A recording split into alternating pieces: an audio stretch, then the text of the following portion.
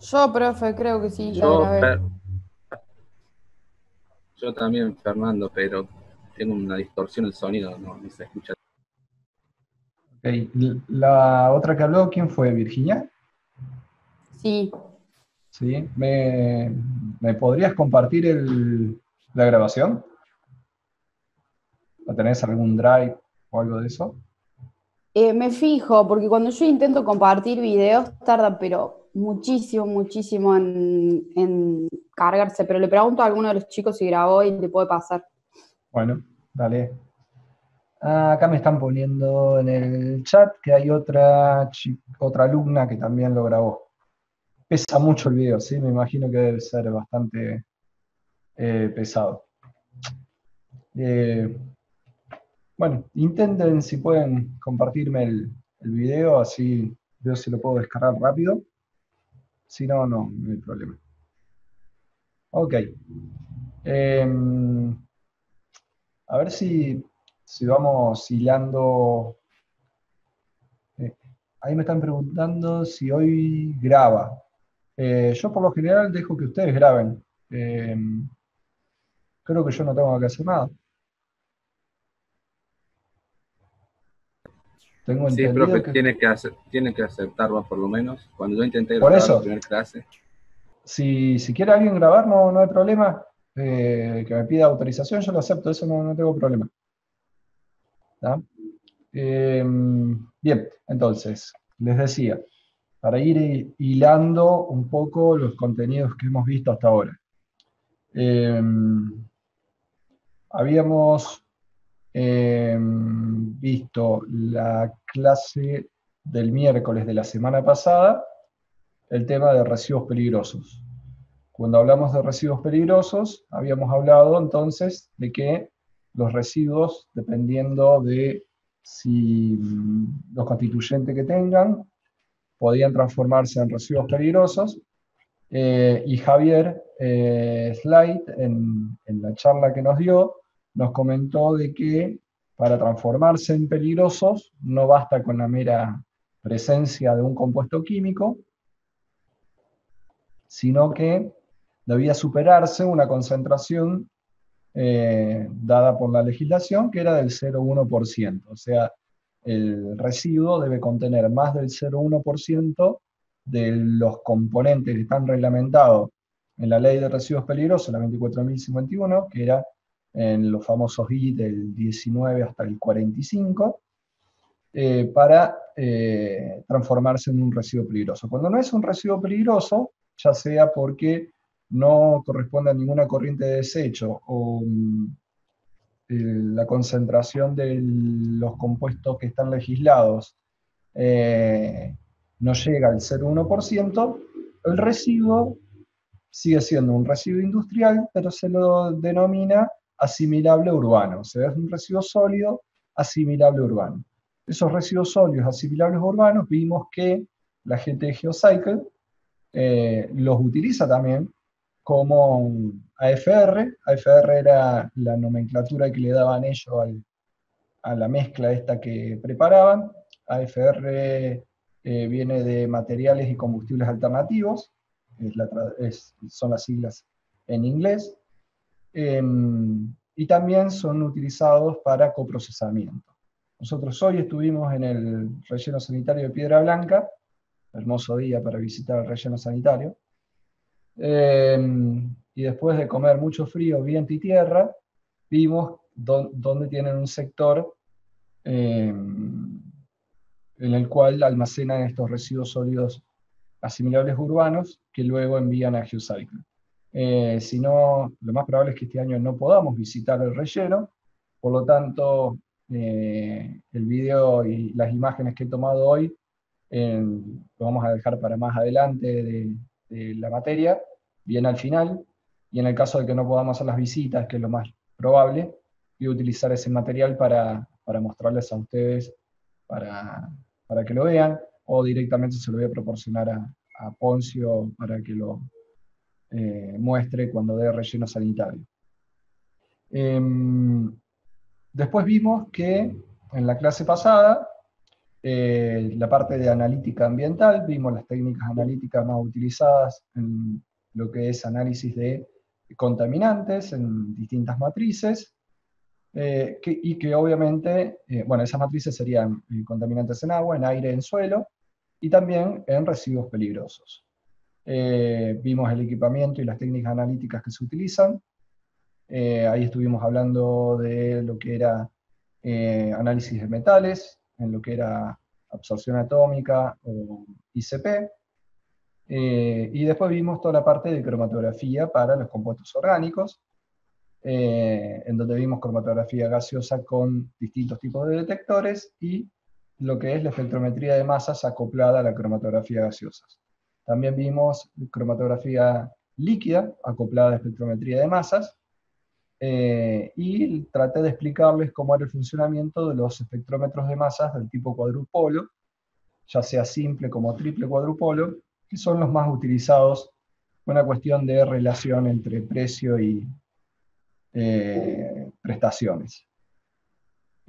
Todo eso está explicado en la clase, en las filminas que les había dejado en la clase del viernes pasado. Hoy lo que vamos a ver es, ya un poquito orientados hacia la salud de las personas, cómo se gestionan los riesgos ambientales. Los riesgos ambientales, obviamente que para poder evaluarlos, uno tiene que identificar inicialmente los contaminantes que están presentes. Y por eso es que venimos con todo ese hilo conductor en las clases de llegar a este punto con, o al menos tratando de asentar la parte de cómo identificar a los contaminantes y cuáles son los contaminantes más comunes que se suelen evaluar. Esto también vimos que los contaminantes que normalmente uno evalúa están íntimamente relacionados con aquellos contaminantes que están legislados. Por eso vimos también en las primeras clases la parte de la legislación ambiental y profundizamos específicamente en lo que era Córdoba. Obviamente que en caso de tener que trabajar en otras provincias, como puede ser el caso de su tesis, puede que sea necesario buscar información legal de dichos lugares. Para eso les recomiendo una página web de una consultora ambiental que se llama StreetPlan. Ahí se los copié en el chat. Después, para todos aquellos que necesiten buscar información ambiental de otras provincias, les recomiendo entonces esa página web. En la parte de información legal van a encontrar un portal muy amigable, en donde directamente tienen, dependiendo de la provincia donde se quieran instalar, o Ciudad Autónoma de Buenos Aires, todas las legislaciones para directamente todo lo que es volcamiento de efluentes, gaseosos, efluentes líquidos, residuos peligrosos y demás. Hoy vamos entonces a profundizar el concepto este de riesgo, que un poco va de la mano de tratar de ser un poco más taxativo en el concepto este de identificar si se está contaminando o no el ambiente debido a una determinada, a un determinado proceso o a una determinada acción puntual. Puede ser un derrame o demás. Para comenzar, ustedes están viendo la pantalla, ¿no? Sí, profe. Sí, bien. Lo primero que tenemos que tener en claro es que cuando un contaminante ingresa al ambiente, ya sea al aire o al suelo o subsuelo, obviamente que mediante mecanismos de transporte va a recorrer una distancia determinada del punto de emisión.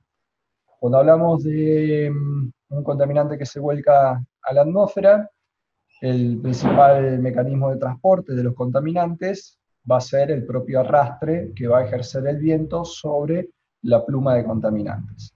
Ese arrastre, en realidad, estaríamos hablando de que los contaminantes están siendo movilizados en el seno de un fluido, que es ese viento, ese aire, esa gran masa de aire en movimiento. Por lo tanto, ahí tendríamos un fenómeno de transporte llamado convección o advección. ¿Estamos? Obviamente que ese mecanismo de transporte va a ser el mecanismo de transporte principal de los contaminantes desde el punto de emisión, que es la boca de la chimenea. Esto no quita que dentro de la pluma de contaminantes no se den otros fenómenos de transporte, ya que acá estamos hablando de gases, obviamente aquí lo que es difusión se va a producir desde el interior de la pluma de contaminantes hacia la parte externa, y la misma dispersión también al ir avanzando.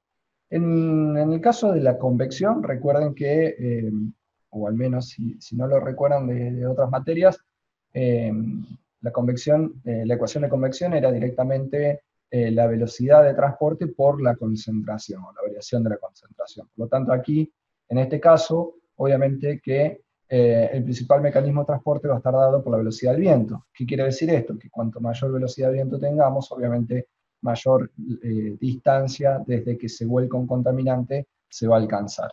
Por otro lado, también hay que tener presente de que en este caso estamos en el medio más móvil, más cambiante, que es la atmósfera. En otros casos puede suceder que el medio no sea tan cambiante, o que directamente no tengamos procesos de convección o advección como los procesos principales, sino que la dispersión y la difusión comienzan a cobrar importancia. ¿Cuándo cobran más importancia los fenómenos de dispersión y difusión? Cuando los números de Reynolds del fluido obviamente disminuyen. Cuando estamos acercándonos, pasando de un flujo turbulento a un flujo laminar, siempre se hacen más importantes justamente estos términos de difusión, dispersión frente a la convección. Caso contrario a lo que les comenté anteriormente de lo que sucede en la atmósfera. Lo que sucede en la atmósfera de este arrastre, una analogía que podríamos encontrar sería cuando se vuelca un efluente líquido en un río. En ese caso puede llevarse a cabo una analogía semejante. Mientras que en el suelo y en el agua subterránea, ese arrastre por convección, la verdad que ya termina perdiendo su peso, y la dispersión y la difusión comienzan a hacerse importantes. De todas maneras, también hay que tener presente que cuando los contaminantes van migrando en el ambiente, se producen algunas transformaciones físico-químicas. Algunas son físicas, otras que son químicas. Por ejemplo, un fenómeno físico que sucede en el movimiento de un contaminante, como aquí tenemos un tanque de combustible.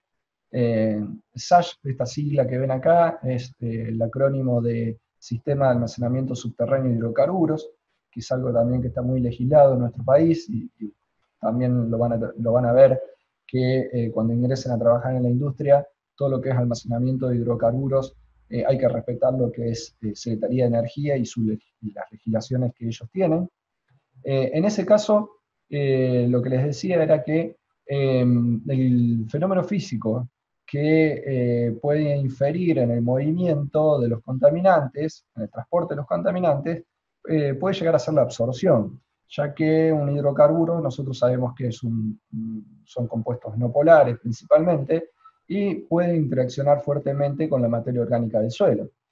Esto hace de que los mismos, a medida que vayan atravesando los poros del suelo, vayan retardando su movimiento.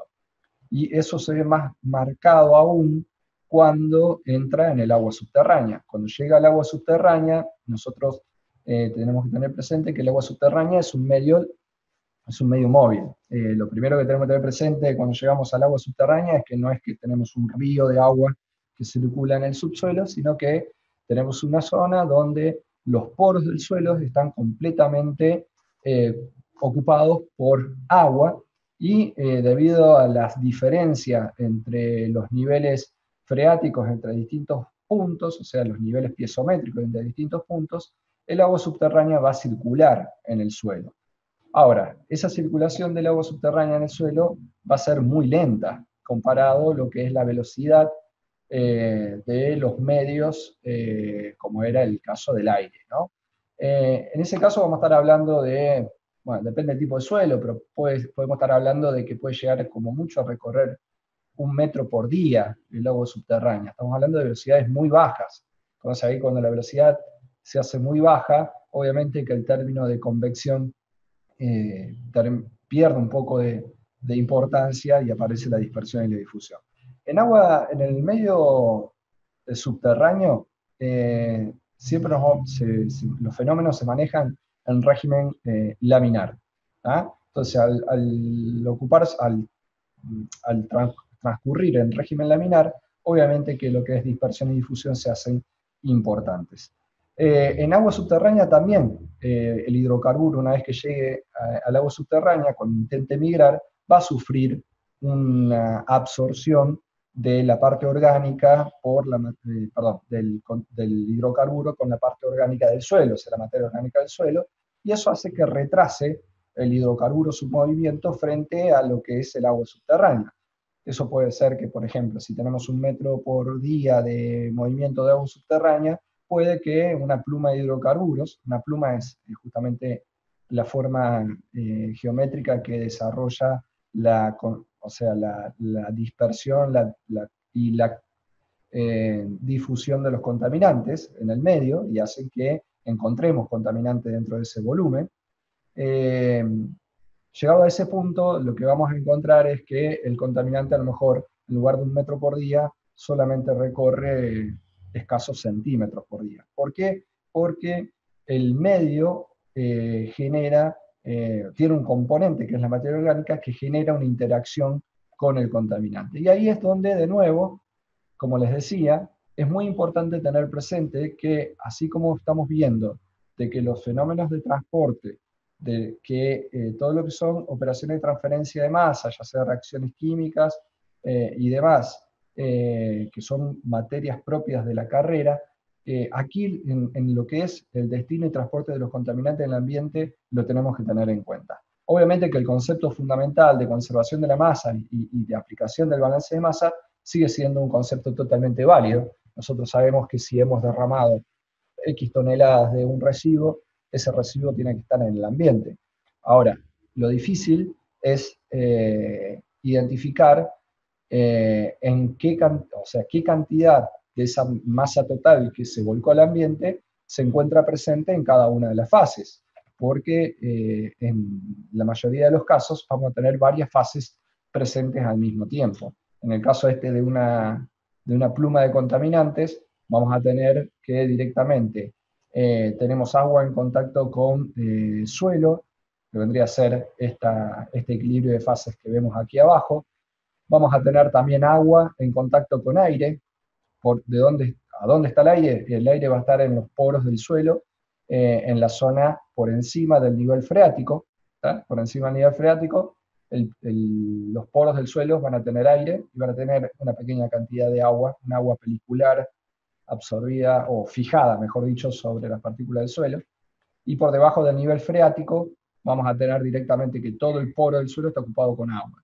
Entonces, aquí también vamos a tener un equilibrio que además de agua-suelo, se suma agua-aire, y así como tenemos agua-aire, el contaminante a medida que fue movilizándose en el subsuelo, también ha dejado restos de contaminantes absorbidos en el suelo, generando también un equilibrio suelo-aire.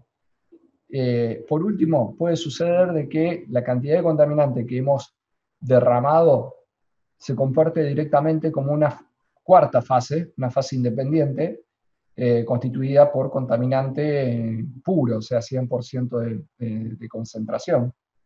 Y en ese caso también pueden establecerse los mismos equilibrios que vimos recién. ¿Qué significa esto? Y bueno, que es muy complejo, la verdad, determinar cada uno o sea, en qué proporción el contaminante ha pasado a cada una de las fases. Pero es posible, o sea, nosotros como ingenieros químicos estamos totalmente capacitados para poder estimarlo. ¿Qué le quiero decir con esto? O sea, fíjense, acá tenemos fenómeno de transporte, acá tenemos ingeniería de las reacciones, tenemos también algo de operaciones unitarias, tenemos lo que es balance de masa y tenemos equilibrio de fases. O sea, todo lo que hemos visto hasta el momento en nuestra carrera aplica en gran medida para determinar cuál es el destino y transporte de los contaminantes. Imaginen, ahora viene la pregunta clave. ¿Para qué puede interesarme a mí identificar cuál es el destino de los contaminantes? ¿Para qué quiero yo saber hasta dónde se van a transportar los contaminantes e identificar un determinado punto en donde el contaminante pueda llegar a tener una presencia más importante que en otros lugares? Para poder determinar el plan de mitigación, o sea, para la remediación del sitio. Esa podría ser una opción. ¿Otra? Va a afectar, digamos. Para mí, para determinar el grado de exposición y ahí ver si puede afectar la salud de las personas o del medio ambiente. Exacto, bueno, todo lo que dijeron es correcto. Yo esta herramienta la puedo usar ya sea para determinar si un sitio está contaminado y debo limpiarlo, como decían como primera opción. Otra de las respuestas fue identificar cuál es la concentración a la cual va a estar expuesta un receptor. Bueno, justamente esa es una de las grandes cuestiones que tenemos que determinar, porque recuerden la definición de contaminación, que era la presencia en el ambiente de cantidades de sustancias en cantidades que pueden llegar a perjudicar la salud de las personas. Bueno, para saber eso, si podemos llegar a perjudicar la salud de las personas, obviamente que tenemos que tener la capacidad para estimar cuál es la concentración de contaminantes que puede llegar a ese punto. Ese punto va a recibir un nombre que es el punto de exposición. ¿Tá? En el punto de exposición puede suceder de que tengamos un receptor o no. Si tenemos un receptor humano, obviamente que ahí podemos evaluar haciendo uso de lo que es el efecto a la salud humana de los contaminantes. Y si no tenemos un punto de exposición, en el punto de exposición no tenemos un receptor humano, podemos evaluar cuál es el impacto que se produce sobre la biota. En ese caso es bastante más complejo porque no tenemos una información tan amplia sobre el efecto de los contaminantes en los distintos tipos de receptores ecológicos que uno puede llegar a encontrar en un punto de exposición. Pero en lo que es un receptor humano, esa información sí la tenemos disponible y la podemos aplicar. La mayoría de los casos, esa información ha sido generada en base a estudios epidemiológicos o en base a los conocimientos que permitió desarrollar la toxicología laboral. ¿Por qué utilizamos la toxicología laboral? Es porque en los estudios de toxicología laboral, la exposición de las personas es bastante más simple de evaluar que lo que es una exposición ambiental, porque en un ambiente laboral uno puede llegar a estar expuesto a una cantidad más acotada de compuestos químicos y además lo va a estar haciendo en concentraciones realmente muy importantes. ¿Por qué? Porque justamente todos estos fenómenos de transporte no ocurren. Y al no ocurrir estos fenómenos de transporte, ¿qué es lo que no ocurre entre la fuente de emisión y el receptor? No vamos a tener una atenuación. ¿Ah? Nosotros sabemos que desde que el contaminante se vuelca, ya sea a la atmósfera o al ambiente, a medida que transcurra una distancia, el contaminante, por los mecanismos que dijimos recién, va a tender a, de alguna manera, reducir la concentración en el punto de exposición. ¿Se entiende eso?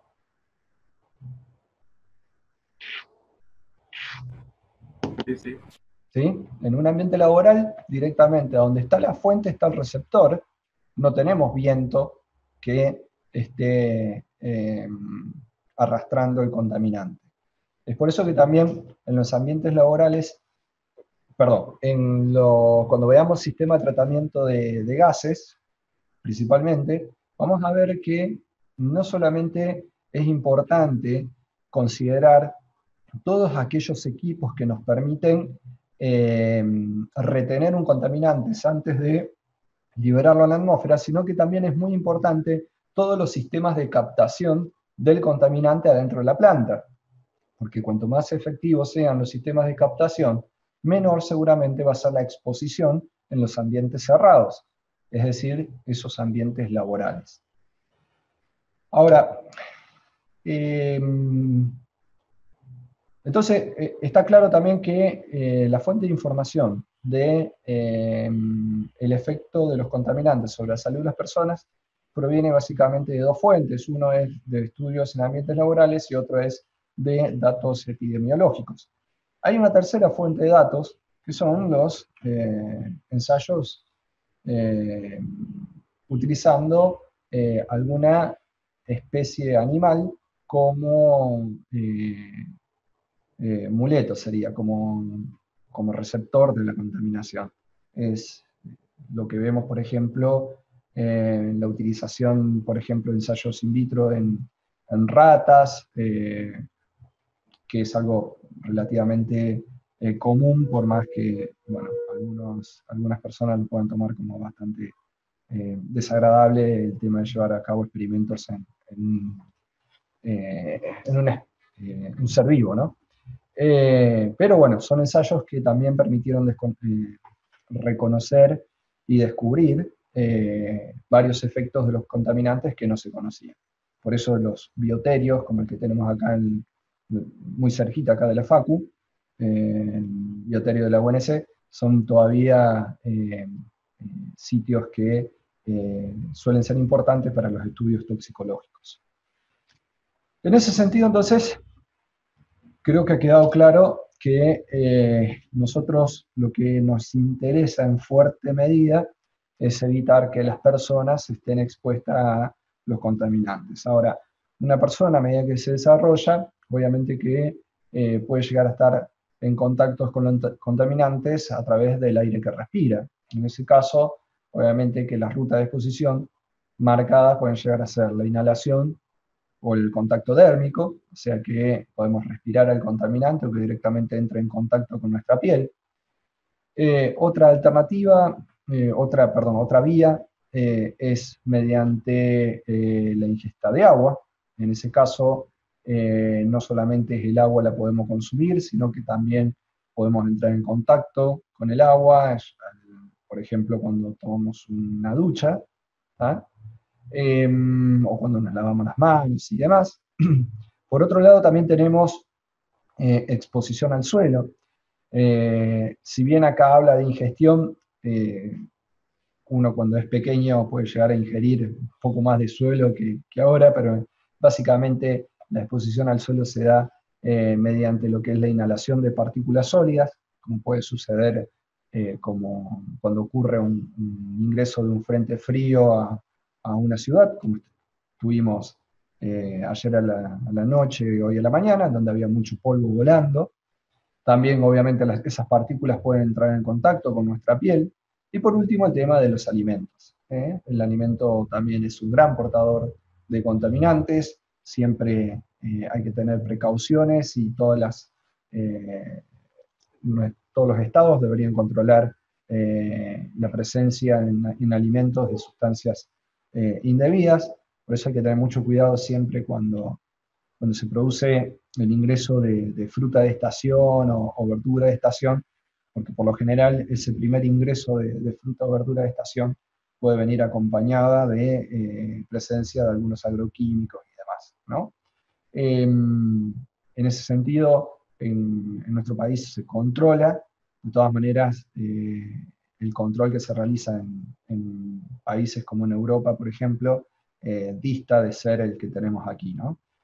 Aquí en Argentina llevamos a cabo un control muy exhaustivo, por ejemplo, de todo aquello que se exporta, porque la presencia de un agroquímico en semillas de soja o de maní, lo que sea, por ejemplo, nombro los dos más importantes aquí en Córdoba, puede hacer de que un envío de exportación sea directamente rechazado y tenga que ser retornado al país, y en ese caso obviamente la empresa exportadora pierde muchísimo dinero, no solamente en la venta que se frustra, sino que también en el flete de ida y vuelta, ¿no?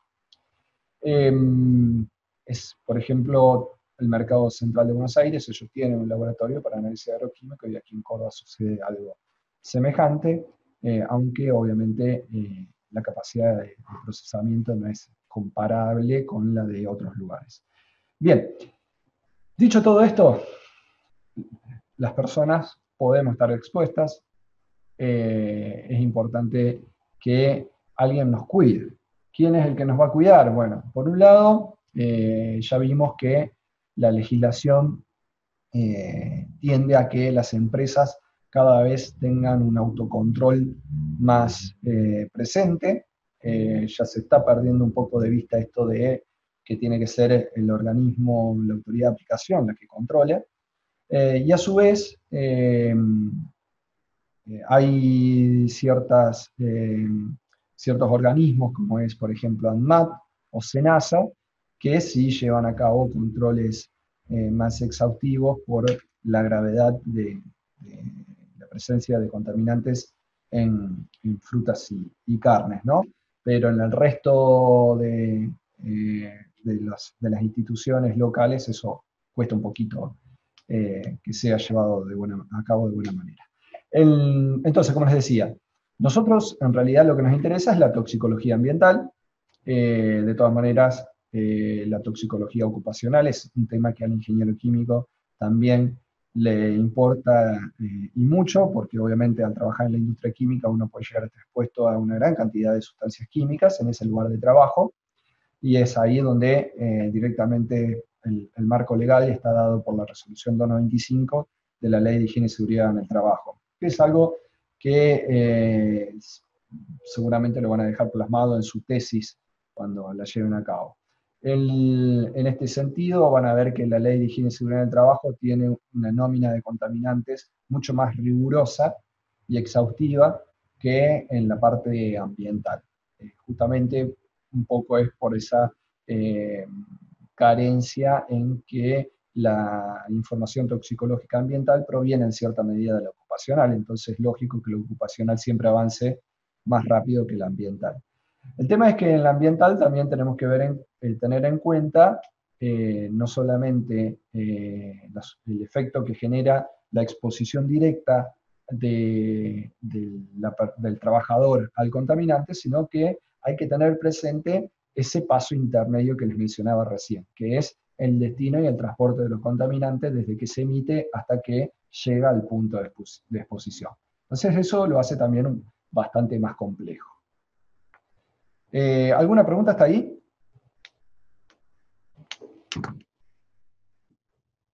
¿No? Se me han dormido, me parece. Sí, cortaron todo. Bien. Ahora, cuando hablamos de toxicidad, ¿qué estamos diciendo? Bueno, la palabra toxicidad, obviamente que es como un poco la palabra contaminación. Es bastante amplia. En el caso de la toxicidad, lo que tratamos de decir es, de alguna manera, describir el grado en que una sustancia puede llegar a ser tóxica para una persona, ¿no? Ahora, en ese sentido, hay que tener presente de que debemos evaluar, entonces, todos aquellos factores que entran en juego en un fenómeno, en un escenario de exposición, que son la dosis, que es la cantidad que la persona podría llegar a estar recibiendo, obviamente que está relacionada en cantidad de contaminante por unidad de algo, puede ser una unidad de peso corporal o una unidad de volumen de matriz que haya consumido la persona, la duración y la ruta de exposición, o sea, la duración estamos hablando también de que no es lo mismo tener un receptor industrial a tener un receptor residencial. Eso lo hablamos cuando vimos la parte de legislación, donde ahí cambia directamente desde 24 horas, en el caso de un receptor residencial, a 8 horas de un receptor laboral o industrial.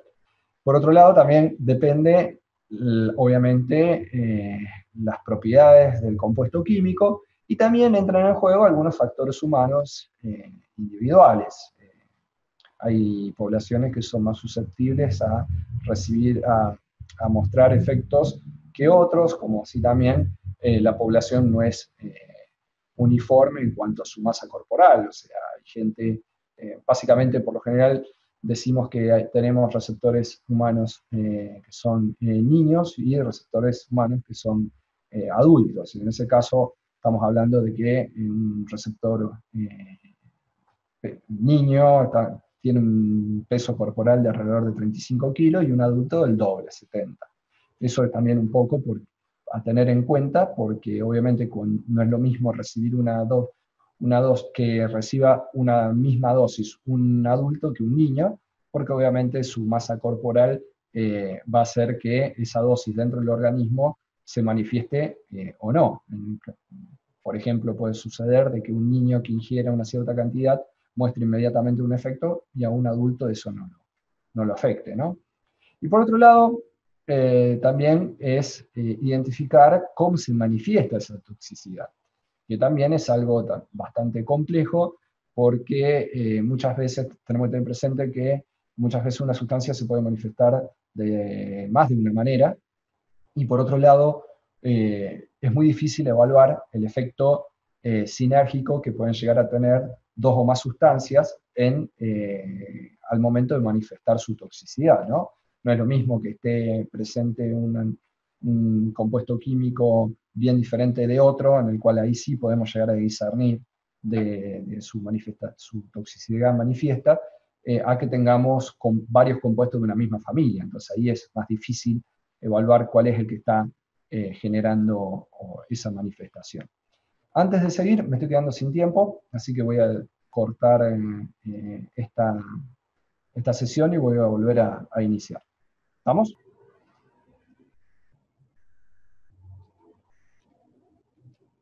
Ok. Chicos, ¿alguna consulta hasta aquí? No vimos nada extraño, así que...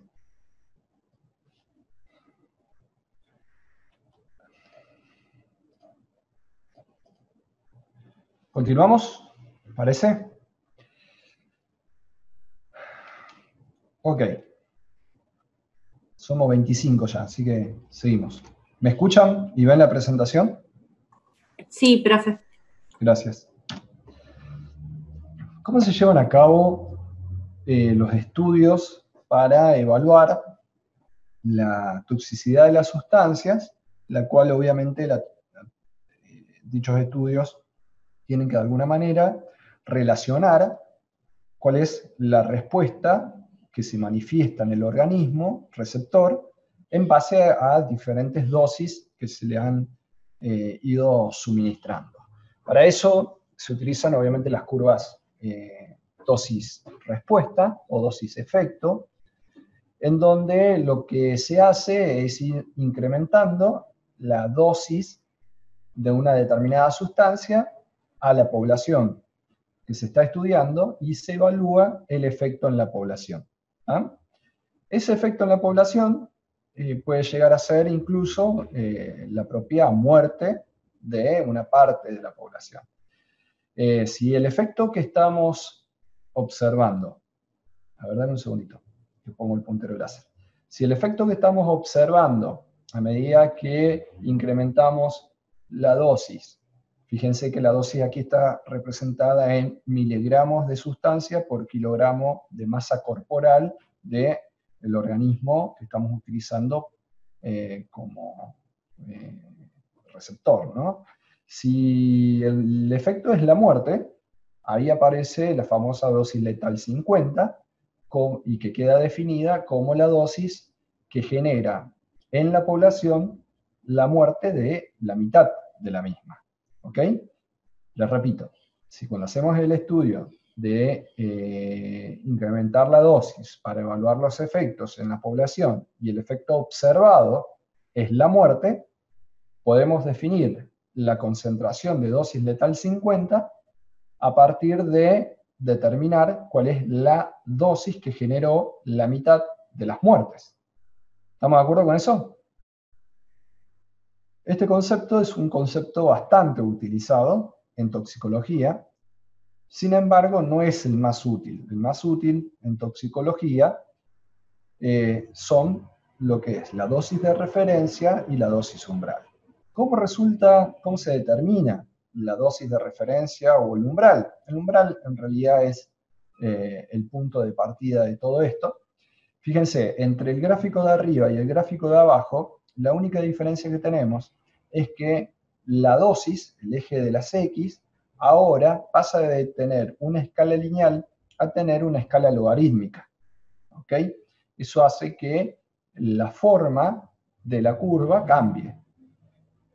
Y vamos a tener un punto a partir del cual en la población se va a comenzar a observar el efecto, y ese punto es el que de alguna manera define lo que es la dosis umbral. En realidad la dosis umbral es una dosis por debajo de la cual no está afectada la población. Es decir, que cuando nosotros encontramos aquella concentración que ha generado el primer efecto observado en la población, el valor inmediatamente anterior es lo que define la dosis umbral. Esta dosis umbral puede que la hayamos desarrollado en una población, como puede ser un análisis en ratas. Entonces, obviamente, esa dosis umbral no puede ser directamente aplicada en el receptor humano. Es por eso de que esa dosis umbral muchas veces sufre varias, o se le afecta por varios fenómenos o factores directamente, factores matemáticos, que lo que tratan de hacer es extrapolar considerando todas aquellas incertidumbres que tenemos en dicho proceso de extrapolación. Imagínense, si nosotros tenemos una rata y estamos observando efectos sobre animales, cuando los extrapolamos a personas, por lo general ese valor de extrapolación es directamente ese valor de umbral o el Noel, que están muy pegaditos uno con otro, multiplicado por 100. ¿Y dónde resulta ese valor de 100? De multiplicar 10 por 10. ¿Por qué 10 por 10? Primero, el primer 10, que es un factor que se toma directamente como factor atenuante de la variación del comportamiento de la población.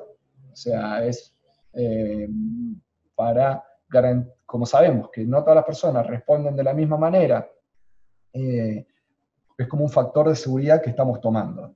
Y el otro valor de 10 es por la extrapolación entre un animal y una persona humana. Que también, si uno se pone a ver, estos factores de 10 son factores que son bastante arbitrarios, pero que de alguna manera terminan siendo bastante conservadores al momento de definir cuál es la cantidad que puede llegar a ingerir una persona. Esa cantidad que uno puede ingerir diariamente es lo que se define como dosis de referencia o directamente como ingesta diaria aceptable. ¿Qué quiere, si nosotros encontramos para un compuesto químico la ingesta diaria aceptable en bibliografía, ¿cómo lo tenemos que interpretar? Y de alguna manera uno lo que primero puede definir en base al nombre, a la definición de esta ingesta diaria aceptable, es como la cantidad que uno puede, la cantidad máxima que uno puede ingerir por día sin llegar a sufrir el efecto para el cual había sido estudiado o definido esa ingesta diaria aceptable. Por ejemplo, nosotros sabemos que para un ser humano lo recomendable es que tome 2 litros de agua por día. Entonces, si nosotros sabemos que podemos llegar a ingerir 2 litros de agua por día, ¿cuál es la cantidad de contaminante que puede estar presente en el agua para que esa concentración de contaminante multiplicado por ese volumen que ingerimos no nos genere un efecto sobre la salud? La verdad que eso es bastante complejo para definir, pero de alguna manera, de esa forma han sido establecidos los valores legales en nuestra legislación. ¿Ah? Pero ¿qué nos está diciendo esos 2 litros de agua por día? Bueno, ahí nos está definiendo directamente cuál es la exposición que vamos a tener. ¿Se entiende ese concepto? En agua es mucho más fácil que, por ejemplo, en aire. ¿Cómo sabemos nosotros cuánto una persona puede llegar a estar expuesta? Bueno, sabemos que una persona tiene que respirar todo el tiempo. Ok, entonces si esa persona va a respirar todo el tiempo y estamos queriendo proteger la salud de los ciudadanos, y directamente puedo tomar a manera conservadora una exposición de 24 horas diarias durante toda su vida. Ese tipo de cuestiones son las que ayudan de alguna manera a determinar cuáles son los valores legales. ¿Está claro esto? Sí, profe. ¿Sí? Bien. Profe, una consulta. Sí. En la dosis letal 50, siempre, no sé cómo expresarlo, siempre hay que, como cuando uno hace el estudio, hay que determinarlo. O sea, No. Lo que sí es o ver si se alcanza. Es un buen indicador de la toxicidad o peligrosidad de una sustancia. O sea, si vos tenés determinadas las dosis letales 50 de 4 compuestos, supónganse que ustedes tienen que utilizar o definir un compuesto químico para introducirlo en su proceso. Vamos a algo sencillo. Supónganse que tienen que elegir un solvente para que ustedes están trabajando en Fiat, en la parte de pinturas, tenemos muchísimos chicos de acá de la facu que están trabajando ahí, y tienen que definir la utilización de un solvente, ¿ok? Y encuentran que de los proveedores, hay algunos proveedores que le ofrecen un solvente que tiene a base de benceno, otro que le ofrece un aromático ramificado, y otro que le ofrece agua, por decir algo, ¿no? Como solventes de las pinturas, ¿no? Si ustedes ven que la dosis letal 50 del benceno es mucho mayor a la del compuesto aromático ramificado, y ni hablar a lo que es el agua, bueno, de alguna manera les sirve a ustedes al momento de tomar una decisión rápida de decir, esta es la sustancia más tóxica y yo prefiero no estar manejándola en mi proceso, que es más o menos lo que uno siempre tiende cuando trata de aplicar lo que es la ingeniería verde, ¿tá? Es directamente evitar generar un contaminante, y si es posible, si tengo que optar en generar un contaminante, porque no me queda otra, voy a optar por aquel que sea más amigable para las personas y el ambiente, es decir, que sea menos tóxico, ya sea desde el punto de vista de toxicología humana o de ecotoxicología, ¿no? Obviamente que ahí me fui a los extremos, hice un ejemplo muy extremo de mezclar un benceno con agua, cuando claramente todos ustedes dirían directamente me voy por el agua, ¿no? Pero es una medida para poder identificar rápidamente sustancias más tóxicas, cuáles son las sustancias más tóxicas. ¿Estamos? Obviamente que esas dosis letales 50 son las que resultan de estudios en animales, ¿no? Terminan siendo, cuando esa dosis letal 50 quiere ser extrapolada al humano, termina siendo afectada por estos valores arbitrarios, y eso hace que el peso científico o la incertidumbre se pierda o aumente la incertidumbre en el valor que se quiere utilizar, ¿no? ¿Estamos de acuerdo? Sí, gracias. ¿Sí? De nada. De todas maneras, también tenemos que tener presente que cuando el contaminante nos llega a nosotros en el punto de exposición, nuestro organismo está de alguna manera preparado para defenderse. La principal barrera que tenemos es la piel, que cubre prácticamente todo nuestro cuerpo, y de alguna manera es la barrera más importante que tenemos, que nos aísla de los contaminantes. Después también nuestro sistema gastrointestinal está preparado de alguna manera para protegernos de aquellos contaminantes que puedan ingresar dentro de nuestro organismo, y hay todo un sistema de excreción de contaminantes que ya lo vamos a ver.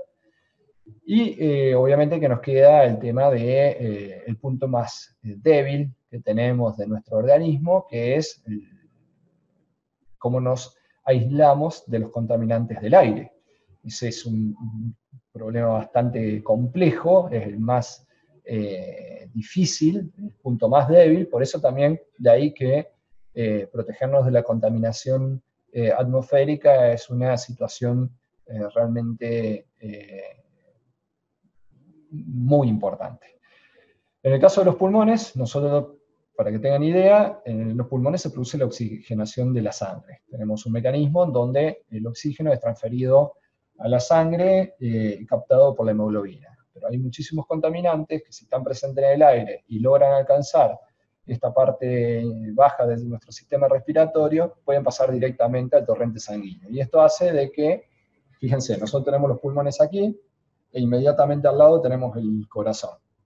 Entonces, ese contaminante que logre llegar a los pulmones, lo más probable es que rápidamente llegue a cualquier punto de nuestro organismo, ya que el contaminante cuando pase a la sangre y llegue al corazón, inmediatamente esa bomba que tenemos en nuestro organismo va a arrojar esos contaminantes hacia todas las partes, y ahí obviamente que el contaminante puede llegar a encontrar el organismo diana, que se llama, que es el organismo que puede llegar a atacar.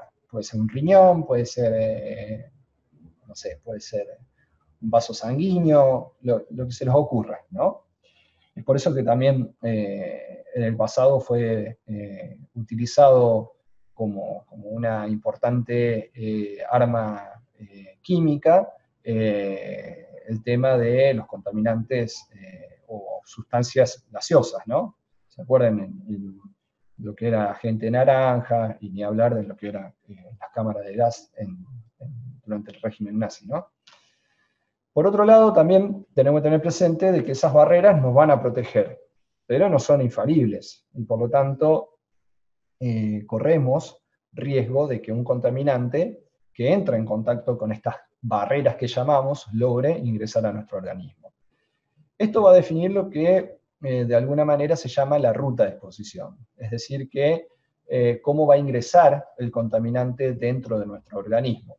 Y en ese punto ya directamente podemos definir lo que se llama la vía de exposición, que es el proceso completo. La vía de exposición estamos considerando directamente lo que es la fuente de emisión. Tenemos que tener presente de que si el receptor no está al lado de la fuente, como puede suceder en un ambiente laboral, necesitamos de que ese contaminante sea transportado en un medio para llegar al punto de exposición. Cuando llega al punto de exposición, además de un medio, entonces vamos a necesitar lo que es la ruta de exposición, es decir, que el contaminante ingrese dentro de nuestro organismo. Obviamente que si no tenemos población receptora, el proceso no se cumple. Es decir, que ahí tenemos el cuarto elemento, que es la población. Dicho de otra manera, el proceso para considerar que una ruta de exposición, que una vía de exposición está completa, necesitamos de una fuente que emita un contaminante, un medio que lo transporte, una ruta de exposición, que va a ser la vía de ingreso al organismo, y de un receptor. ¿tá? Si tenemos esos cuatro elementos, podemos hablar de una vía de exposición completa. Y justamente las vías de exposición es lo que en ambiente interesa evaluar para determinar justamente el impacto que pueden llegar a generar las sustancias que se liberan del ambiente en la población humana. ¿tá? Volviendo a lo que es la ruta de exposición, de nuevo, si una barrera era la piel, una ruta de exposición es la cutánea, que es aquella mediante la cual el contaminante logra atravesar la piel. Por otro lado, dijimos que nuestro sistema digestivo estaba preparado para alguna manera protegernos, pero puede suceder de que algunos compuestos químicos no sean procesados. Por ejemplo, puede suceder que algunos agroquímicos no logren ser destruidos y tiendan a acumularse dentro del organismo, principalmente pegado a lo que es el tejido adiposo. O sea, los agroquímicos se bioacumulan bastante en los tejidos grasos, y por lo tanto, ahí también tenemos un grave problema. Por eso también siempre decimos que no es recomendable adelgazar abruptamente, porque estamos liberando de manera espontánea prácticamente una gran cantidad de contaminantes dentro de nuestro organismo. O sea, que está dentro de nuestro organismo, pero que ahora lo estamos liberando de manera rápida, luego de un largo proceso de acumulación de contaminantes, no de grasa. Por último tenemos el sistema respiratorio, que va a definir la ruta de exposición a la inhalación. ¿Estamos? ¿Está claro esto, chicos? O sea, una vía de exposición completa, ¿cómo termina quedando definida? Sí, perfecto. ¿Sí? Bien. Por otro lado, también tenemos que tener en cuenta, como les decía, de que no es lo mismo que estemos expuestos por cortos periodos de tiempo, es decir, que uno pueda sufrir una exposición aguda, a que uno pueda llegar a sufrir una exposición crónica, serían los dos extremos. Una exposición crónica, obviamente, que aumenta la probabilidad de sufrir el efecto tóxico de una sustancia, ¿no? Por otro lado, también ese efecto tóxico, como les decía, puede ser un efecto local o puede ser un efecto sistémico. De esto ya dimos varios ejemplos, como por ejemplo lo que les decía recién de los agroquímicos que se absorbían en los llamados tejidos blancos. Por otro lado, también tenemos que tener presente de que las toxinas que ingresan adentro del organismo pueden llegar a ser liberadas, ya sea a través de la excreta, que les decía. La excreta puede ser a través de orina o directamente en forma de heces fecales, y los pulmones también tienen un mecanismo de excreción que es principalmente todo lo relacionado con la generación y expulsión de mucosidades. Obviamente la exhalación es un mecanismo que permite que aquellos contaminantes, principalmente el material particulado, puedan llegar a ser expulsado. Y después también tenemos que tener presente de que hay acciones de corta duración, como puede ser un estornudo o la tos, que permiten también de manera brusca eliminar sustancias que pueden llegar a quedar almacenadas en nuestro sistema respiratorio. Bien, entonces, si ya hemos comprendido la ruta de exposición, ya estamos en condiciones de poder llevar a cabo una evaluación del riesgo.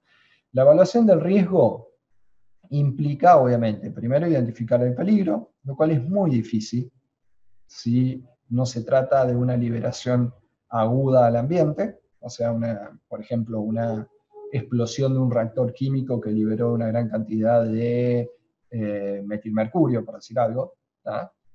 Si es una liberación progresiva, eso es más difícil de determinar, pero de alguna manera,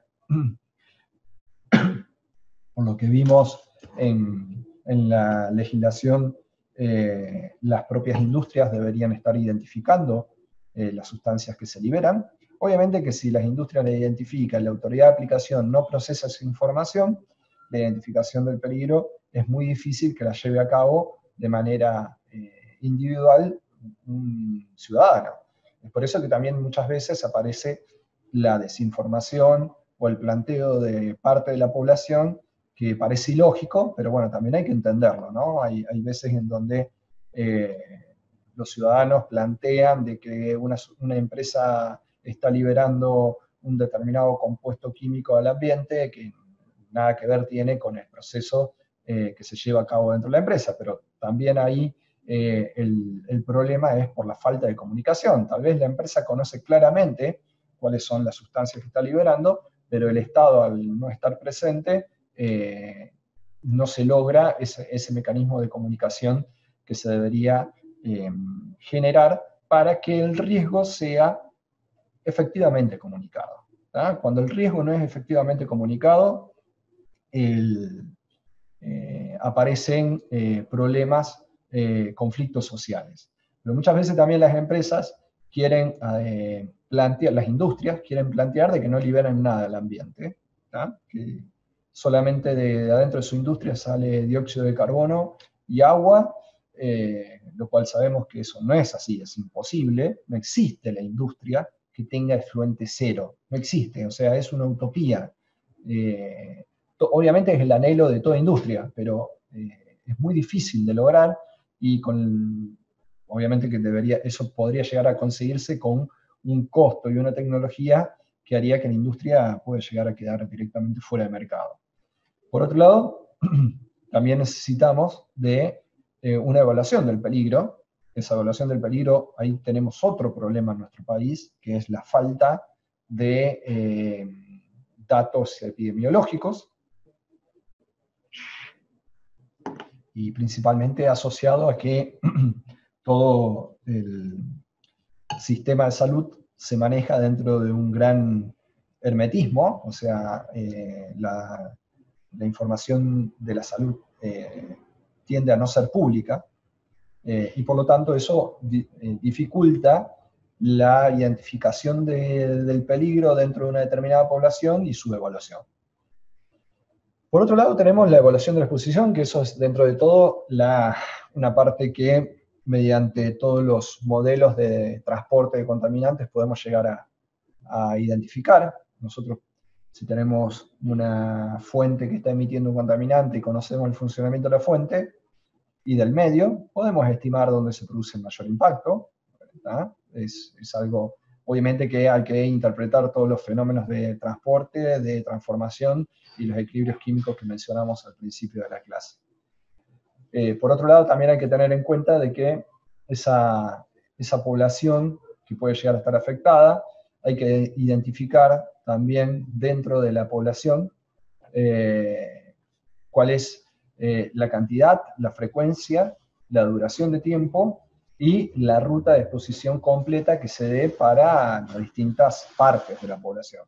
Hay veces que podemos tener una población más cercana a la industria que puede llegar a tener una ruta de exposición diferente a la que está más alejada, o puede haber otra parte de la población que directamente tenga una ruta de exposición que incluya otro medio. Por ejemplo, uno puede estar afectado por las volatilizaciones de solventes al aire y otra puede estar afectada por la exposición a solventes que habían sido volcados en el agua, que penetraron hasta la napa, y esa agua de la napa está siendo usada por alguna parte de la población. Es decir que cuando hablamos de ruta de exposición, son varias las rutas de exposición que se pueden dar en un determinado escenario.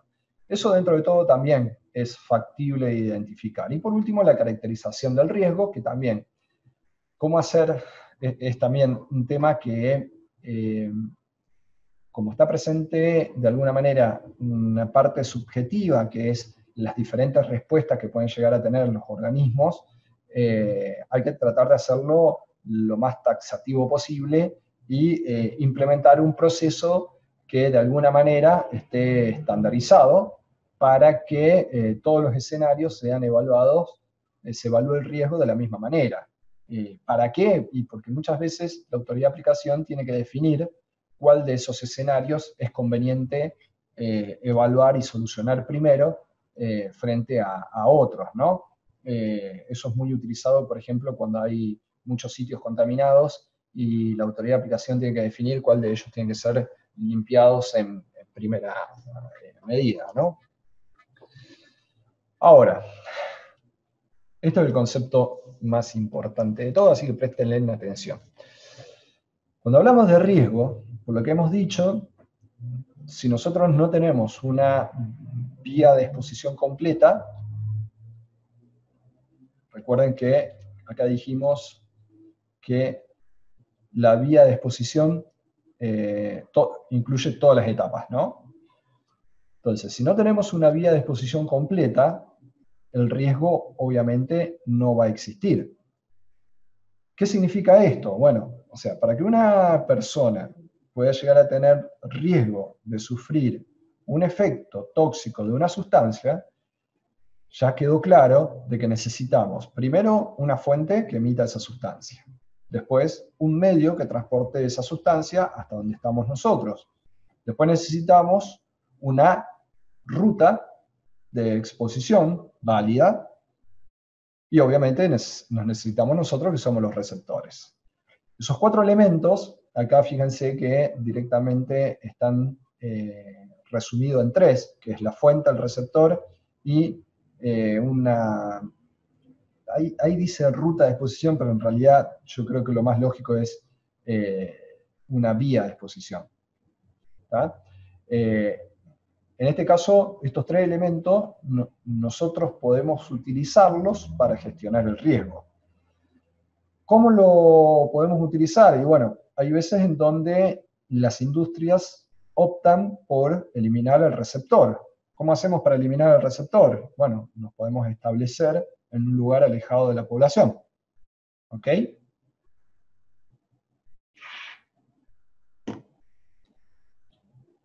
Obviamente que es muy difícil eliminar un receptor. Cuando hablamos de un receptor, obviamente que el receptor que uno quiere eliminar es el receptor domiciliario, es decir, aquella persona que vive en un lugar. Sí o sí vamos a necesitar personas que trabajen en el lugar.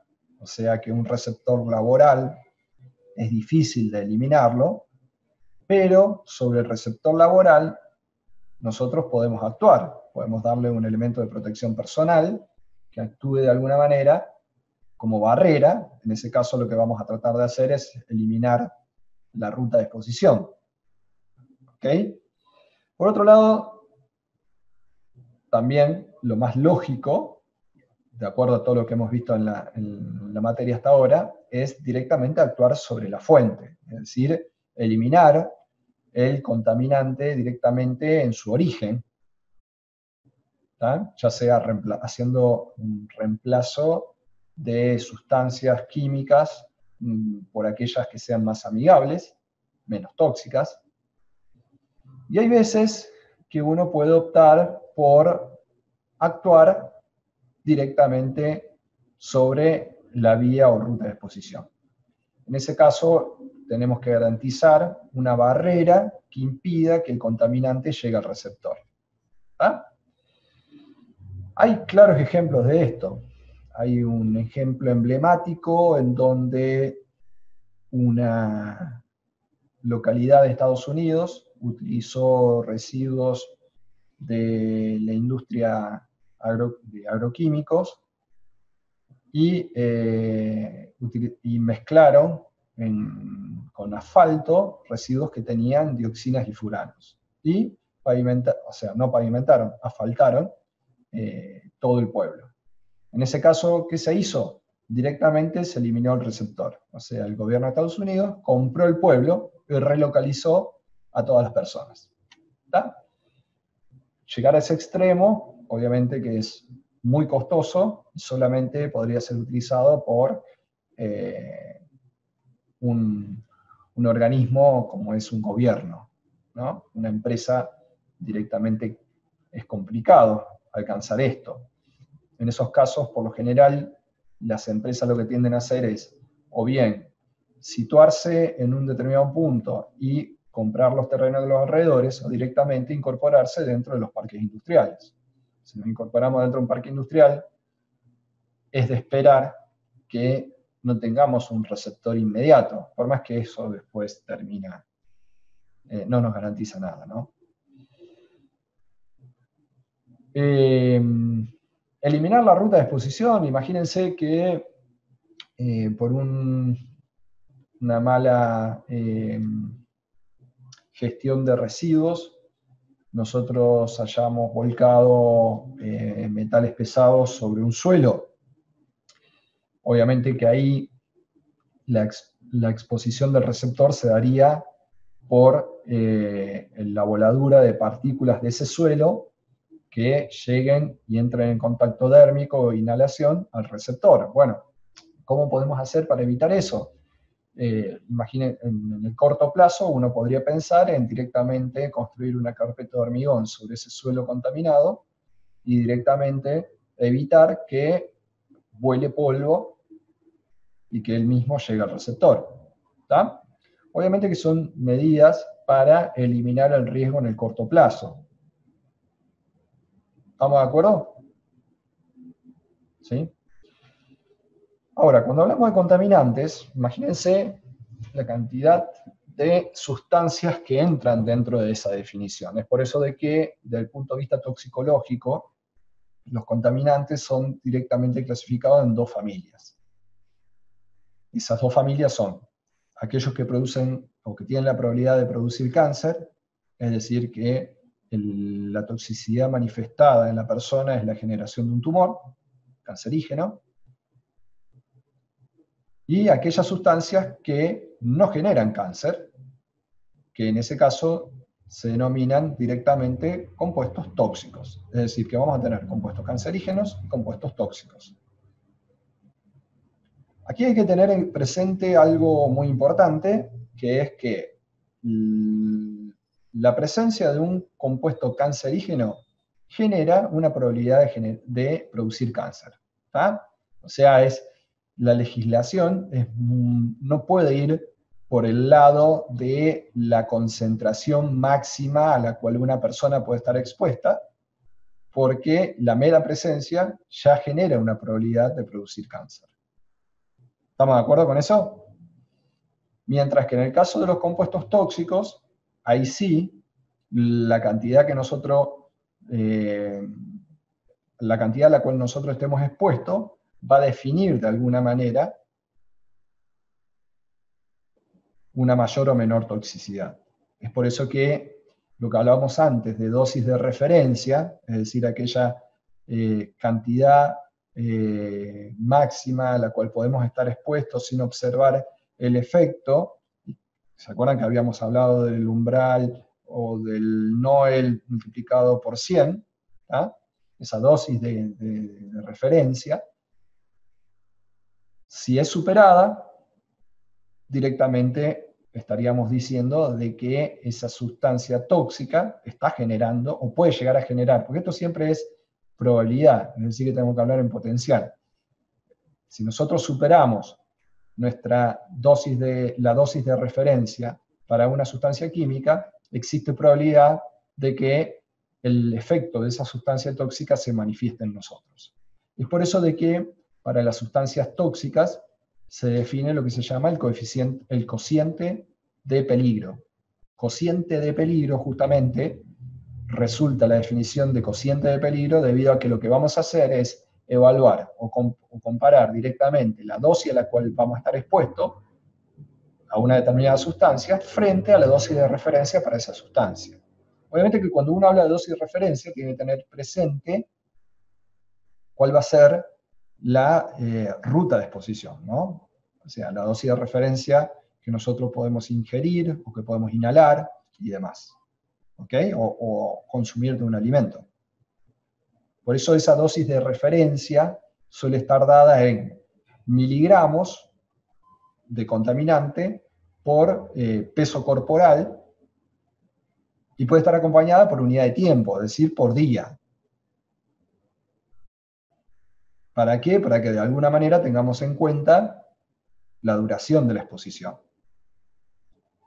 En el caso de las sustancias cancerígenas es un poco más complejo, porque directamente ahí lo que vamos a tratar de hacer es definir. A ver, me estoy quedando sin tiempo en la sala y lo voy a necesitar. Voy a cortar acá y arrancamos con sustancias cancerígenas o carcinogénicas, como lo quieran llamar. ¿Estamos? Así que corto y vuelvo a iniciar. Entonces, voy a repasar lo que vimos de sustancias no cancerígenas, así damos tiempo que se terminen de conectar. Para sustancias no cancerígenas, nosotros lo que vamos a definir es como aceptable o no, es el índice de riesgo. El índice de riesgo o cociente de peligro, en realidad lo que termina de hacer simplemente es comparar la dosis de exposición frente a la dosis de referencia. Si la dosis de exposición es mayor a la dosis de referencia, es inaceptable que estemos expuestos a esa cantidad y por lo tanto el cociente de peligro que nos va a dar mayor a 1 es directamente lo que se toma como un límite o un valor aceptable o inaceptable. O sea, si es mayor a 1 es inaceptable, si es menor a 1 es aceptable. ¿Está? Eso es muy fácil. Ahora, en el caso de, a ver si ya estamos todos, sí. En el caso de sustancias cancerígenas, en realidad nosotros lo que vamos a definir es cuál es el nivel de riesgo incremental de cáncer. ¿Qué significa esto?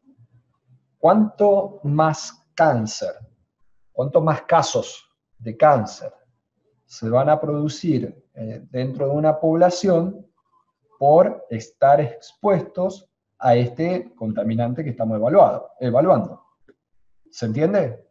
¿Ah? O sea, nosotros lo que vamos a terminar definiendo como un valor aceptable o inaceptable de riesgo va a estar en función de cuántos casos más de cáncer vamos a aceptar que se produzcan en una población. Obviamente que van a ser siempre valores muy conservadores. Por lo general se toma un valor de 1 por 10 a la menos 6. ¿Qué significa esto? Que si nosotros tenemos una población de 1 millón de personas, se va a aceptar, o sea, el límite es que una persona manifieste cáncer por estar expuesto al contaminante que estamos evaluando. Lo cual es bastante estricto. Estamos diciendo prácticamente en Córdoba que el máximo o el valor límite es que uno genere cáncer en toda la ciudad por estar expuesto a ese contaminante. ¿Se entiende? Es un valor bastante estricto. ¿Quién tiene que definir cuál es el valor, el riesgo aceptable o inaceptable? Lo tiene que ser la autoridad de aplicación. Hay algunas autoridades de aplicación que prefieren tomar valores menos estrictos en pos de un mayor desarrollo económico, por ejemplo. Como sucedió en su momento con ciudades de China que tenían altos niveles de contaminación del aire, por ejemplo, ¿tá? Que obviamente estaban afectados a un mayor desarrollo industrial. Es decir, que para el caso de sustancias cancerígenas no es lo mismo que para sustancias no cancerígenas.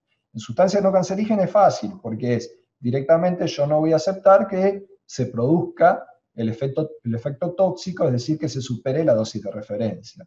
En este caso, lo que tengo que definir es, entonces, cuántos casos más de cáncer voy a permitir en una población.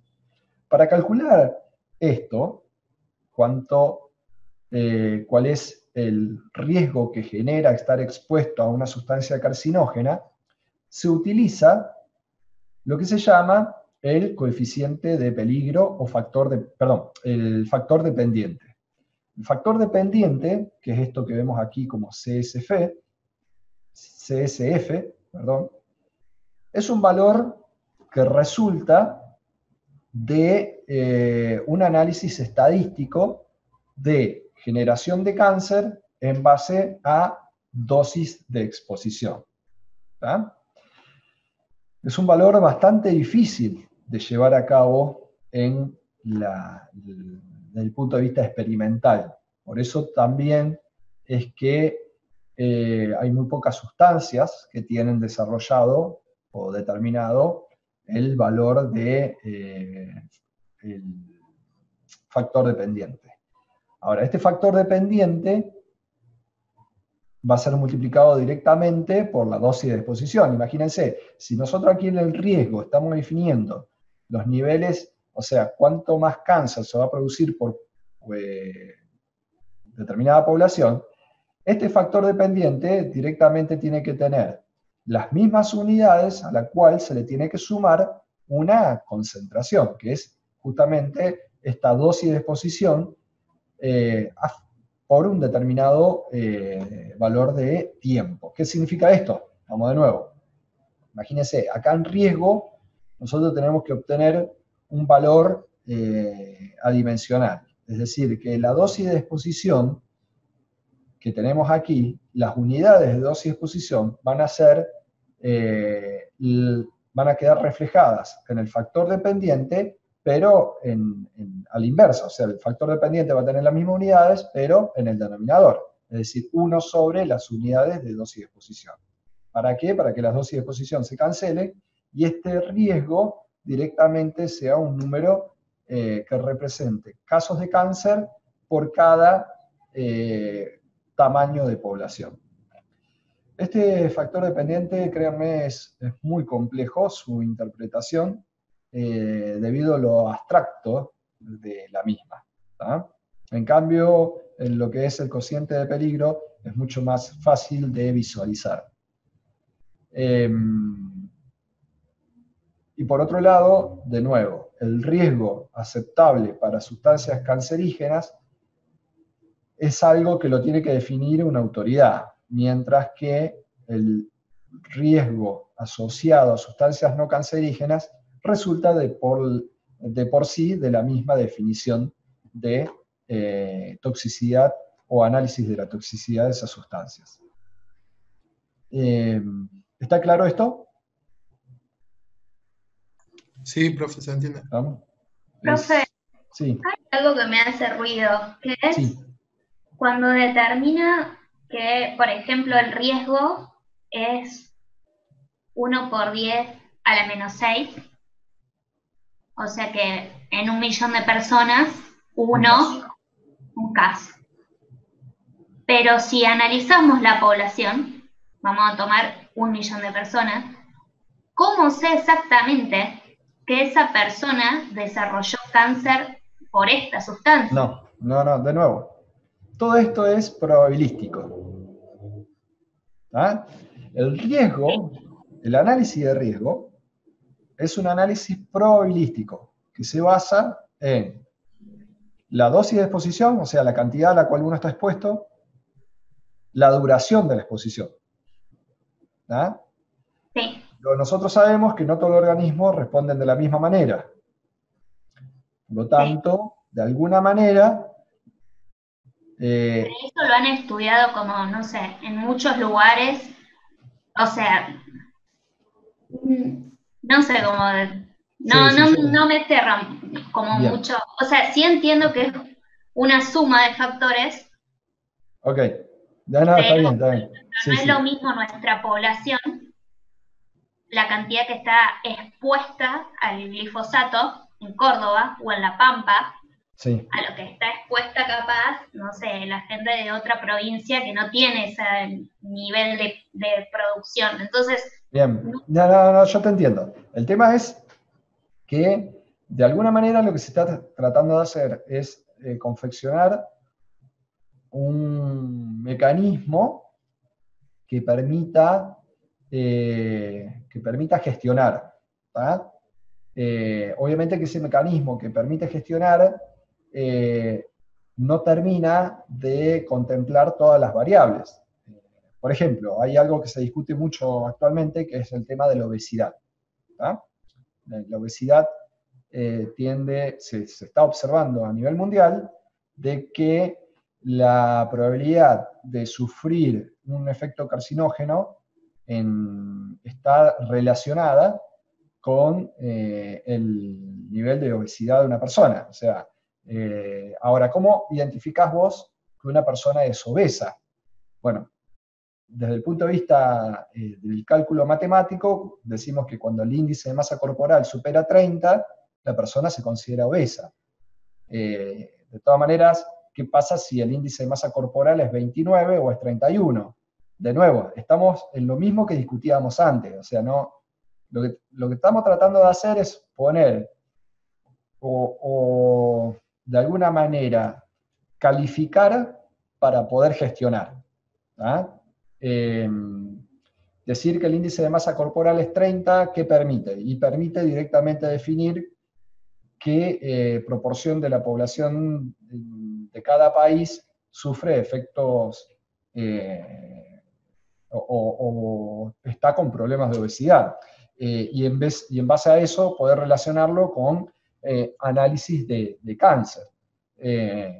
Por otro lado, también la mejor forma para llevar a cabo la identificación de un proceso es tratar de identificar todas las variables. Es como cuando ustedes me dicen, profe, metí la variable en el simulador y me da cualquier cosa. Ok, bien.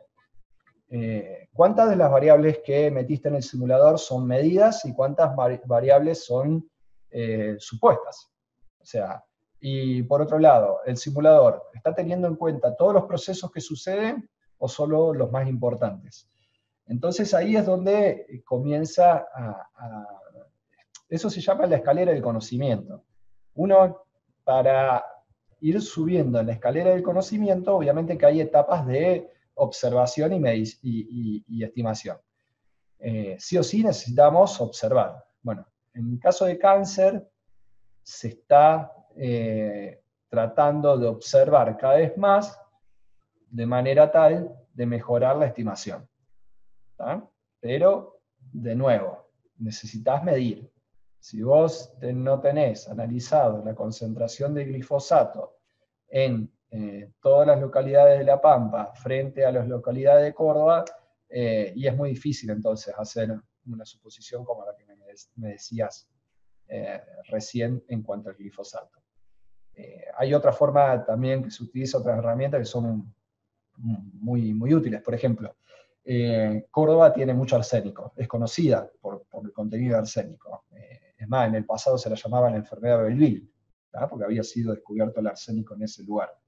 De todas maneras, Córdoba es una de las provincias que mayor proporción de población cubierta por agua potable tiene. Entonces, si bien puede ser que tenga una elevada concentración del contaminante que puede generar un efecto, si vos tenés una baja exposición, de nuevo, el riesgo tiende a desaparecer. Por eso es bastante complejo analizar el riesgo. Y más aún cuando no tenés datos observados. ¿Y cuál es el dato observado? Y los datos epidemiológicos, que justamente es muy difícil de tener, ¿no? No sé si respondí tu pregunta. A ver, ¿quieren algunos datos estadísticos? Ahí les voy a dejar compartir esta pantalla para compartirle el navegador web. Le voy a compartir el navegador, ¿dónde lo tengo? Este es Google Chrome. Ahí estamos. Acá vamos a... un segundo, vamos al instituto. ¿Saben que hay un Instituto Nacional del Cáncer en Argentina? Que depende del gobierno nacional. Vamos a estadísticas. Cáncer en números. Estadísticas de incidencias. Ok, acá tenemos. Estimas de incidencia de cáncer a nivel mundial para el 2018, ambos sexos, todos los cánceres, excluyendo el de piel. ¿Tá? Tasas estandarizadas por edad, según población por cada 100.000 habitantes. Ok, ¿y qué vemos ahí? Y vemos que Argentina está alrededor de, ese verde debe ser, a ver que me acerco un poquito más. Sí, y estamos en valores muy altos. ¿Ah? Estaríamos solamente atrás de Uruguay, ¿tá? De lo que es Sudamérica. Ahora, Estados Unidos, Canadá, tienen altas incidencias de cáncer, pero supuestamente ahí los controles y la vigilancia es mucho mayor. Europa tiene mayores niveles de cáncer, y ahí ya te estás dando a las claras de que debe haber otras variables que inciden, y no necesariamente por ver esta imagen directamente tenemos que decir, esos son los agroquímicos, es porque cultivamos y nos dedicamos a la agricultura y usamos muchos agroquímicos. Acá abajo, ¿qué encontramos? El de mama es el principal cáncer que se observa, obviamente que se da en mujeres, mientras que en hombres el de próstata es más importante.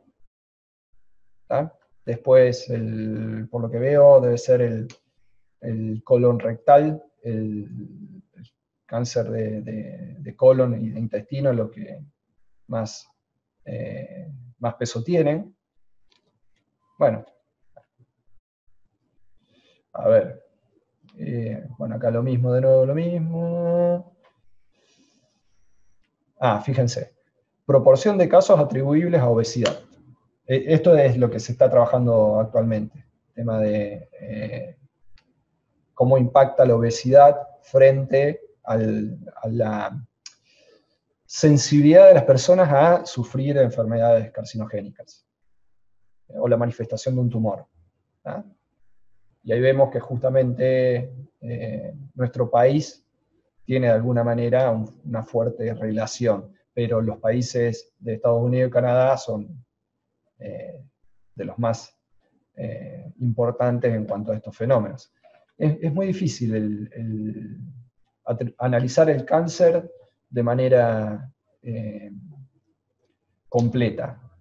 Otro tema que se habla mucho y se lo está estudiando es el tema del estrés, la incidencia en los niveles de estrés, pero bueno, son cuestiones que obviamente a largo plazo van a lograr ser identificadas de mejor manera. Bien.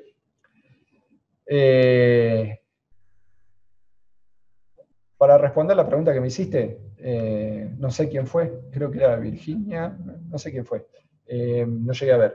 Pero lo que se trata de hacer es, de alguna manera, desarrollar un procedimiento ordenado que permita estandarizar un proceso que es bastante complejo, ¿ah? Como es la manifestación de una enfermedad. ¿Vamos? Ahora bien, ¿alguna pregunta más? ¿No?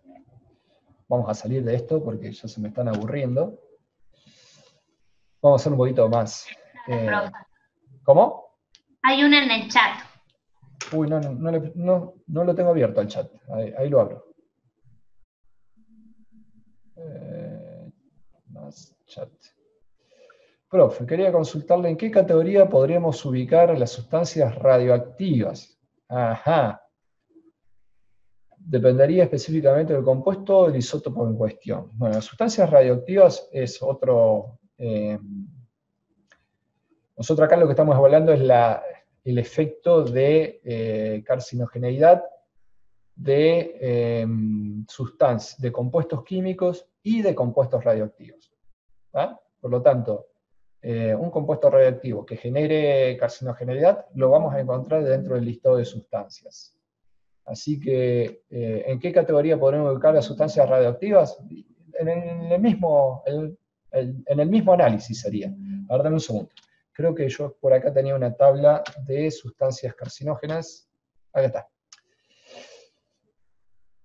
Acá tenemos sustancias que son para el Instituto de Investigación, el IARC.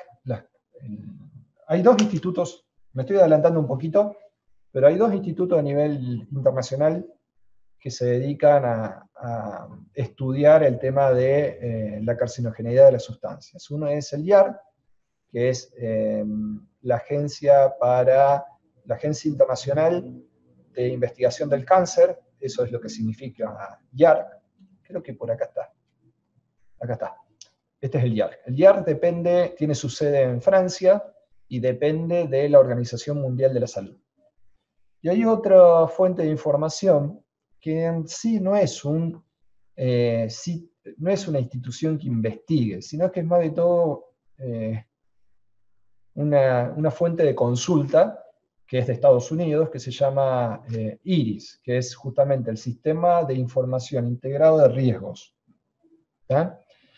Esas dos fuentes son las que podemos nosotros utilizar como fuentes de información. Si uno entra al IRIS o al IARC y busca una sustancia, va a encontrar, en el caso de IARC, lo llama monografías, y va a encontrar la monografía sobre investigación de la toxicidad y carcinogeneidad del compuesto que esté buscando. Pero también hay veces en donde directamente no estamos buscando, no es un compuesto químico el que genere carcinogeneidad, sino que son directamente sustancias químicas. Por ejemplo, el año pasado creo que fue noticia, si no fue el año pasado fue el anterior, que debe haber sido el 2018. Fue noticia de que los chacinados podían producir cáncer. ¿Ah? Pero así también, como hay sustancias particulares, como por ejemplo el benceno, vamos a encontrar entonces que las bebidas alcohólicas pueden producir cáncer. Entonces, esta clasificación de sustancias desde el punto de vista del análisis de riesgo es muy aplicable para compuestos individuales, pero no así para mezclas. Por ejemplo, ¿cómo haces evaluar la carcinogeneidad de bebidas alcohólicas? ¿Okay? No debe ser lo mismo un vino a un tequila, son sustancias diferentes. Un chacinado, o sea, la carne condimentada. Creo que había... Profe, era por los nitritos y nitratos, puede ser, para evitar el botulismo, ya que no tiene tratamiento térmico, digamos. Creo que era por eso, preferían ponerle más bien de más a de menos, para evitar gente con botulismo. Claro, pero vos cómo lo lees del otro lado. Vos directamente cuando sale que la carne condimentada puede generar cáncer, realmente la población que no se le informa de manera adecuada lo puede malinterpretar. ¿Estamos? Es lo mismo que te digan que tomar un café puede producir cáncer. En realidad, un café, un té, el mate, hace referencia a exponer nuestro sistema digestivo superior a elevadas temperaturas. Ese tipo de cuestiones hay que comunicarlas efectivamente. Por eso, siempre que hablamos de riesgo, es muy importante cómo se comunica el riesgo. ¿Ok? Porque, por ejemplo, me dicen el glifosato es carcinógeno. Ok, es carcinógeno si lo toco, si lo ingiero, si lo respiro, y por eso, y que digamos el glifosato es carcinógeno. Inmediatamente tenemos que tomar la medida de que no se debe usar glifosato en el ambiente. Es una cuestión de que el riesgo tiene que ser bien comunicado. ¿Ok? Lo otro que me decían de las sustancias carcinógenas, fíjense, acá está. Sí, están clasificadas como carcinógenos y ahí pueden encontrar cuáles son las que se definen específicamente, las individuales. ¿Estamos? Volviendo un poquito a este tema. Ahora, a ver, porque me salteé bastante. Primero, los organismos internacionales clasifican a las sustancias en distintas categorías.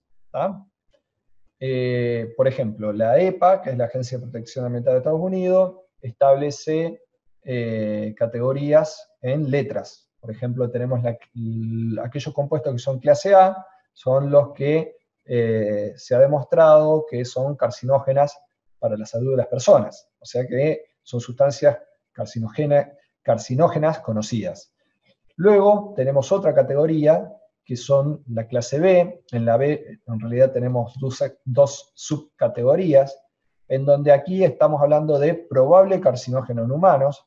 Acá estamos hablando de la B1 en el caso de que hay pruebas de carcinogeneidad a partir de estudio epidemiológico, y la B2 en donde las pruebas provienen de extrapolaciones a partir de estudios en animales. Después vienen las sustancias clase C, que son posibles carcinógenos. Fíjense cómo cambia, de probable a posible carcinógenos. Cuando hablamos posible carcinógenos para humanos, estamos hablando de que hay pruebas limitadas de carcinogeneidad en animales. Y después vienen los que no son clasificables como carcinógeno en humanos, y aquellos en donde hay pruebas de que directamente no producen cáncer en humanos. Por otro lado, el IAR, por ejemplo, los clasifica con números, 1, 2, 3. Obviamente la analogía con lo que vimos recién es directamente clase A es igual a un clase 1 del IAR. Ahora, no porque tengamos dos fuentes de referencia significa que las mismas coincidan, ¿no? Por ejemplo, ¿quién era que preguntó el glifosato? Yo, profe. Romina. Bien, hagamos una cosa. Romina, ahí te veo. Fíjense en el autogestión, tienen dos documentos extras. Vamos a FRC, UTN, Eduard, vamos a la V. Presentación virtual.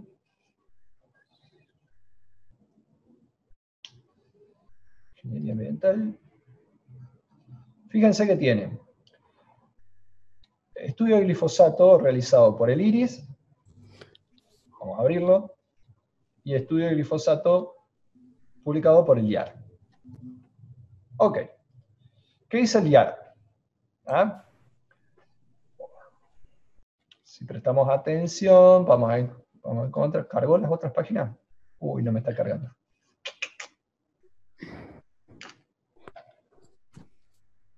Son 92 páginas en el caso del IAR. Descárguenla, por favor, así los vemos. Yo lo voy a ver en la carpeta que la tengo directamente descargada. Vamos a trabajo.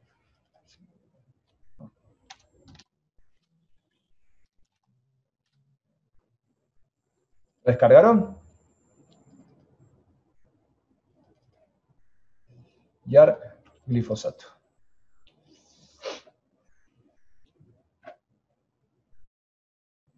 Ahí estamos. Acá tengo el documento completo. Si nos vamos, fíjense, o sea, son 92 páginas. Vamos a la parte de, al final, al resumen.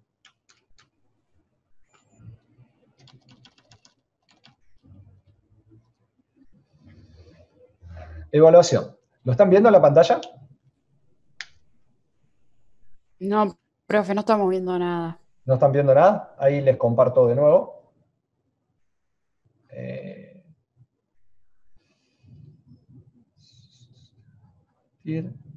Ahí les vuelvo a compartir el documento. ¿Lo ven ahora? Sí, se ve. ¿Sí? Estamos en la página 78. En la página 78 dice de que hay el IARC dice de que hay limitada evidencia en humanos de carcinogeneidad del glifosato. ¿Ah? Y lo termina en el caso del cáncer en experimentos animales, dice que hay suficiente evidencia en animales. De esto resulta que en el caso de el IARC, recuerden que usa números, lo termina clasificando con 2A, o sea, lo que vendría a ser un B1 en el IRIS. ¿Está? ¿Estamos de acuerdo? Ahora vamos a ver la clasificación del glifosato por el IRIS, que es el de Estados Unidos. El IRIS de Estados Unidos dice que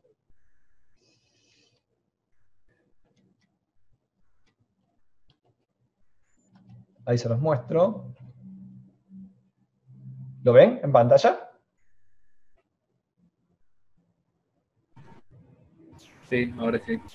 ¿Qué dice en carcinogeneidad en humanos? Dice que no es carcinógeno para humanos. ¿Y qué dice de carcinogeneidad en animales? Bueno, da toda una explicación y demás, y lo termina clasificando. Vamos a ver si encontramos la clasificación final.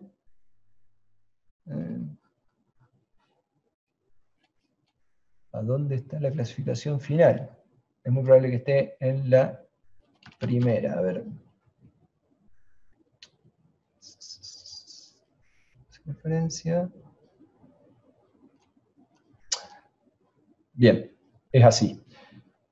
Termina clasificando. Acá está. ¿Lo ven acá abajo? Sí, sí. Bien. Lo clasifica como D, directamente como no clasificable como carcinógeno para humanos. Entonces, ¿cómo puede ser que una autoridad, un instituto de investigación, lo clasifique como 2A, que vendría a ser un B1, y el otro lo clasifique como D? Ok, bueno, ahí es donde justamente el conocimiento que acabamos de desarrollar sobre análisis de riesgo nos debería permitir también profundizar un poco más. Esta clasificación final va a surgir ¿de dónde? De la evaluación de la información que se hizo, ¿no es cierto? ¿De dónde se obtuvo la información del iris con respecto al glifosato para llegar a la clasificación del mismo como no carcinógeno para humanos? Veamos la bibliografía. ¿Están viendo? Sí. La bibliografía que están tomando como referencia fue principalmente aportada por el mayor productor mundial de glifosato. Ahora vamos a liar. Vamos a liar. ¿Está? Fíjense la cantidad de fuente consultada. ¿Está? Son más o menos unas 14 páginas, 15 páginas. ¿Está? Y la mayoría son estudios de investigadores, no de una empresa que comercializa y produce. ¿En cuál de las dos ustedes se apoyarían? La IAR. Ok, es lógico. Pero por otro lado también hay que prestarle atención a otra cuestión. Recuerden que en ambiente muchas veces se utilizaron sustancias químicas que se creían que eran que tenían excelentes propiedades para lo que se usaban, y terminaron siendo sustancias realmente muy tóxicas para otros organismos. El PCB es un ejemplo, el 2,4-D, perdón, el DDT es otro ejemplo, y en ese caso, obviamente, que es muy importante tener presente el momento en que se realizó la investigación. Fíjense los años de estas, o sea, el año en que se realizaron estas publicaciones. 2015, 2009, 2013, o sea, son publicaciones relativamente 2014, modernas, o sea, actuales, mientras que las anteriores son de 1980, 1981, 1985. ¿Está? Eso también es otra cuestión de que el conocimiento sobre el comportamiento ambiental de las sustancias va avanzando con el propio avance de la tecnología, ¿no? Entonces también es otro factor que tenemos que tener en cuenta. ¿Estamos de acuerdo? O sea, este es un típico caso de cómo dos organismos de referencia se contradicen uno con otro. ¿Está? ¿Estamos, chicos? Claro, pero ahora, por ejemplo, a Monsanto lo compró Bayer. Sí. Y Bayer produce medicamentos oncológicos. Bueno, eso está en tu... Bayer es una de las principales empresas químicas del mundo, que tiene Claro, pero el dentro de año su pasado portfolio... perdió un juicio Sí, multimillonario que en realidad venía de Monsanto. exacto. Pero al comprarlo Bayer, lo perdió Bayer, digamos. Lo afrontó Bayer. Sí, es lo mismo. ¿Se acuerdan lo de la responsabilidad de la cuna a la tumba que hablábamos antes? Y creo que le había dado un ejemplo con YPF, que también estaba sufriendo un juicio semejante. No semejante en escala, ¿no? Porque lo del glifosato... Bueno, el glifosato en Francia está prohibido su uso. ¿Ah? El YARC está en Francia. O sea... uno cuando analiza, cuanto más información tiene, por lo general termina de